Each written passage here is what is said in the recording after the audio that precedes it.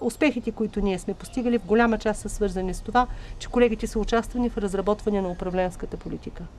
Че общностите около парка са участвали в разработването на тази управленска политика. Дискутирали се, съгласявали се, убеждавани са, приели са. И всъщност, поради факта, че тя е широко обществено приета, е сравнително лесно да бъде прилагана. Всъщност, добрата практика е да се спазват правилата. Има, както в нашата история, дори в случая в Централен Балкан и на много други места в света, те наречените паркове на книга.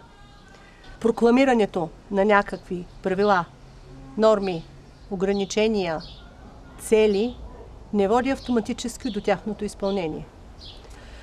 Не бих казала, че сме открили невероятни нови неща. По-скоро се опитваме, спазвайки нормативната база и логиката в държавната политика по отношение за защитените територии, да следим и какво се случва, ако не в целия свят, то поне в европейския континент.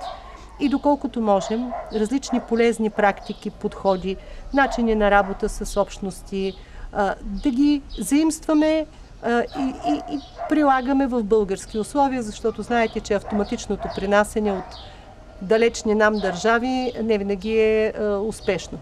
Дирекцията, освен че се опитва да прилага максимално ефективно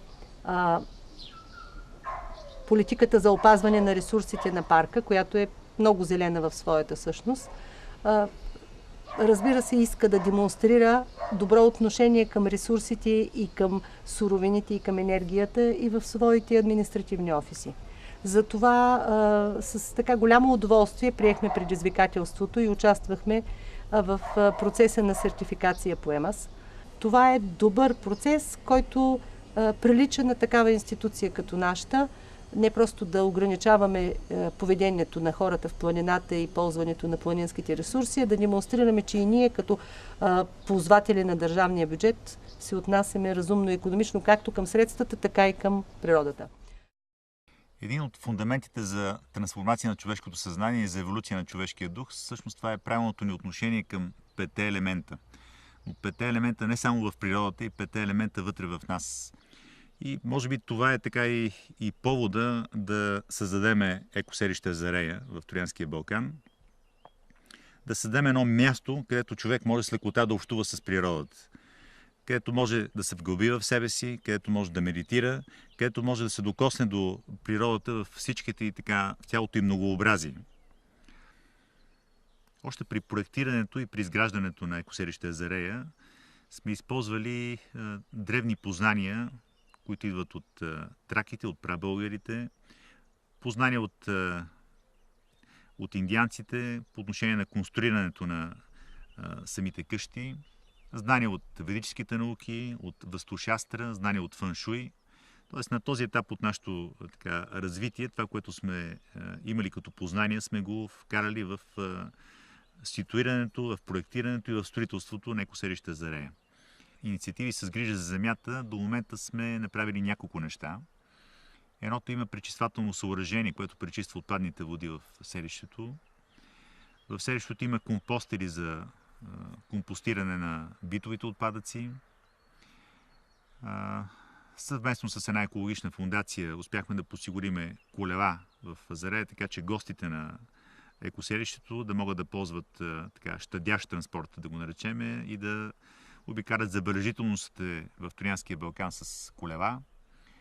С доброволен труд изградихме една екопътека, която се намира от селището до една област наблизо до Тодрова могила.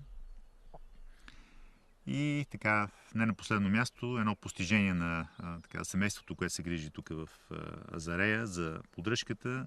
Направихме екологична градина, в която с общи усилия, без никакви химически торове, успяваме да дадем една малка продукция от домати, чушки, въобще зеленчуци, тези сезонни зеленчуци, които са подходящи за този район. И това не е самоцелно. Това сме го направили, за да може хората, които посещават това място, виждайки, макар и малкото, което сме постигнали, така да се замислят дали този модел не би могъл да се пресъздаде, пресътвори на други места в България, тъй като това е пътя. Колкото повече светулки има, толкова тази промяна ще бъде така по-трайна и по-бърз. И дай Боже това да се случи.